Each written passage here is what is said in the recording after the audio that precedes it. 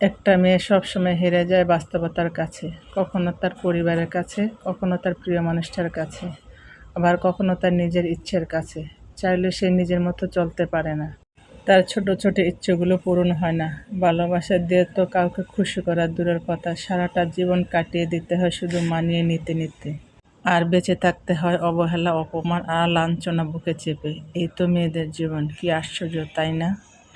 টাকা দিয়ে সব নারীকে কেনা যায় না, কারণ আত্মসম্মান না থাকলে রাজপ্রাসাদও নারীর কাছে খাঁচার মতো মনে হয়। নারীর কাছে পৃথিবীর শ্রেষ্ঠ সম্পদ তার মানসিক প্রশান্তি। অরেল উৎস যদি সেখানে অবহেলা আর ঘৃণা মিশিয়ে দেওয়া হয়, তবে সেই সম্পর্কের কোনো মূল্যই তার কাছে নেই। যেখানে গুরুত্ব নেই সেখানে দামি হীরাও কাচের মতো মূল্যহীন। স্বামীর সম্মান আর ভালোবাসা থাকলে নারী পীরের বড় স্বর্গ খুঁজে পায়। নারীর যত্ন পেলে মোম হয়ে যায়, আবার যত্নের অভাবে পাথরও হয়ে যায়। পুরুষ তখন নারীকে দোষ দিয়ে বলে নারী বদলে গেছে।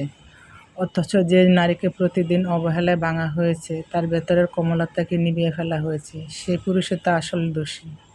ভালোবাসা শুধু মুখের বুলি না, ভালোবাসা মানে যত্ন, পাশে থাকা, ছোট ছোট কেয়ার। নারীর যত্ন না পেলে তার ভিতরটাই মরে যায়। আসসালামু আলাইকুম, কেমন আছেন আপনারা সবাই? আশা তো করছি আল্লাহর অশেষ রহমতে আপনারা সবাই অনেক অনেক বেশি ভালো আছেন। আলহামদুলিল্লাহ, আমরাও পরিবারের সবাই বেশ ভালো আছি। প্রতিদিনের মতো আজও নতুন একটা ভিডিও নিয়ে আপনাদের মাঝে হাজির হলাম। আশা করি আমার আজকের ভিডিওটি আপনাদের কাছে ভালো লাগবে। আমার ভিডিওটি যদি ভালো লাগে, আশা করি আমার সম্পূর্ণ ভিডিও জুড়ে আপনারা আমার পাশে থাকবেন। আর ভিডিওর শুরুতে আপুদের কাছে একটা রিকোয়েস্ট করে নিচ্ছি, যারা আমার ভিডিওটি দেখছেন প্লিজ আমার ভিডিওতে একটা লাইক দিয়ে ভিডিওটি কন্টিনিউ করুন, কারণ আপনাদের একটা লাইকে ভিডিওটি আর অসংখ্য মানুষের কাছে পৌঁছে দিবে। আর আমার কথার মধ্যে কোনো ভুল ত্রুটি হলে আমাকে ক্ষমা করে দিবেন। আর আমার ভিডিওর কোনো অংশ যদি ভালো লেগে থাকে প্লিজ আমার চ্যানেলটি সাবস্ক্রাইব করে আমার পাশে থাকবেন। সাথে থাকা বেল বাটনটি ক্লিক করে অল অপশনটি সিলেক্ট করে রাখবেন। যখন কোনো নতুন ভিডিও আপলোড করব সাথে সাথে নোটিফিকেশন পেয়ে যাবেন। তখন সময় সুযোগ করে আমার ভিডিওটি দেখে নিতে পারবেন। আর যারা অলরেডি কাজটি করে নিয়েছেন সবাইকে অসংখ্য ধন্যবাদ। আমার আজকের ভিডিওটি শুরু করলাম হলো সকালে বাজার আনা দিয়ে। আর এই তো সকালে বাজারে গিয়েছিলাম, বাজারগুলো এনে গুছিয়ে নিলাম।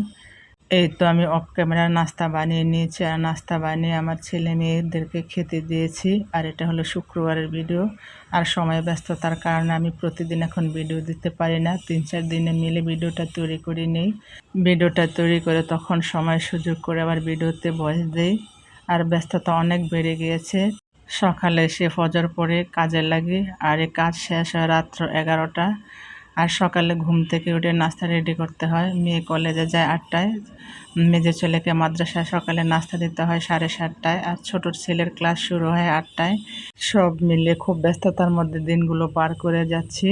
আমার 2 ছেলেকে মাদ্রাসায় পাঠিয়ে তারপরে এসে আবার দুপুরে রান্নাবান্না করতে হয়। 12টার মধ্যে রান্না শেষ করে আবার দুপুরের খাবার দিতে হয় মাদ্রাসায় আমার মেজো ছেলেকে।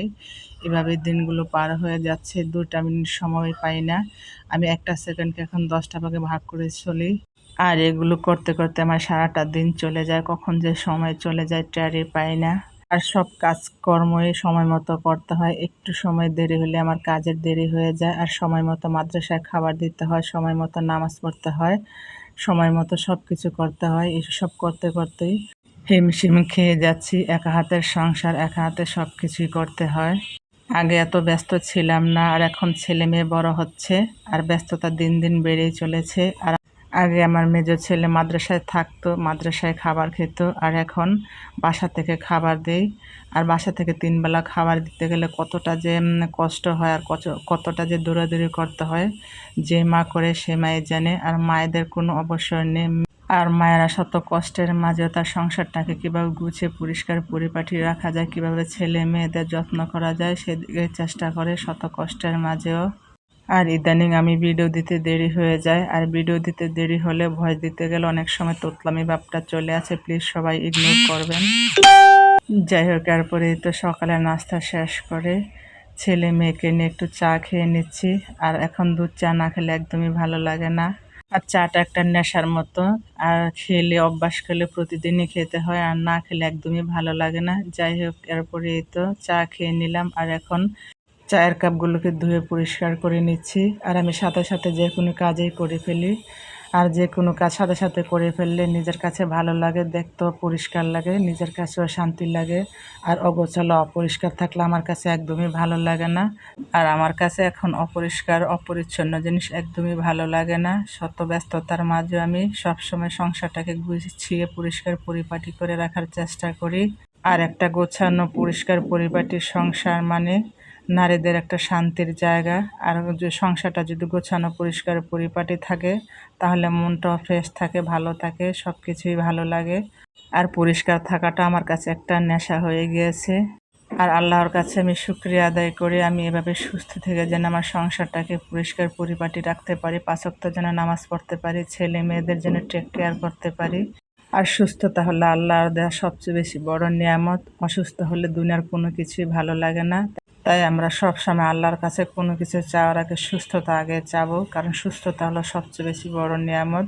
যাই হোক, এরপরে এই তো কাঁচা আমের শরবত বানিয়ে নিচ্ছি। আর এই গরমের মধ্যে কাঁচা আমের শরবত খেতে খুবই ভালো লাগে। আর এবার বছরের শুরুতে যে গরম পড়েছে, গরমের তাপমাত্রা খুবই বেশি, বিশেষ করে ঢাকার ভিতরে খুব গরম পড়েছে। আর এই গরমের মধ্যে এভাবে আমের শরবত বানিয়ে খেলে খুবই ভালো লাগে।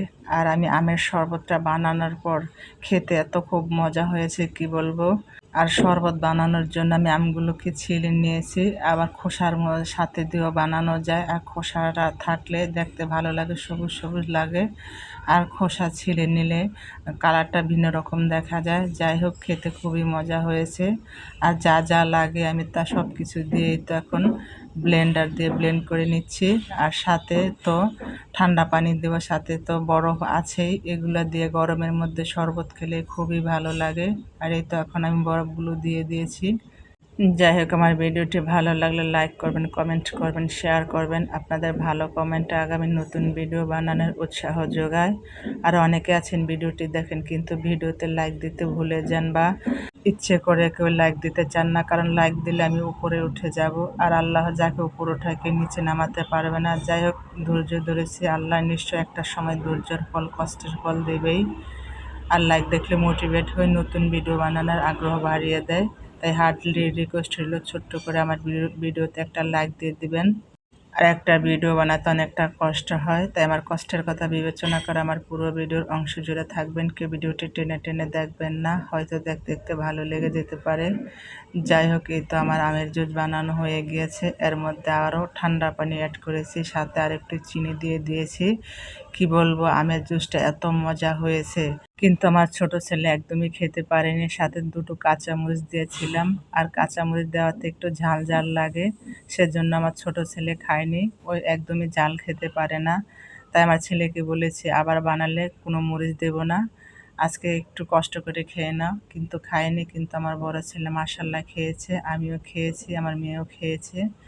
যাই হোক, এরপরে এই তো চাদরগুলো ধুয়ে রেখেছিলাম। আর এখন এগুলাকে ভাঁজ করে জায়গায় রেখে দেব। আর এখন প্রতিদিন অনেক কাপড় চোপড় ধোয়া লাগে, কাপড় চোপড় ধুতে ধুতে আমি বিরক্ত অতিষ্ঠ হয়ে যাইতেছি। আর এখন গরম, আমার 2 ছেলে মাদ্রাসার কাপড় চোপড় প্রতিদিনই ধোয়া লাগে, একদিনই পরলে জামা কাপড় ঘেমে নষ্ট হয়ে যায়।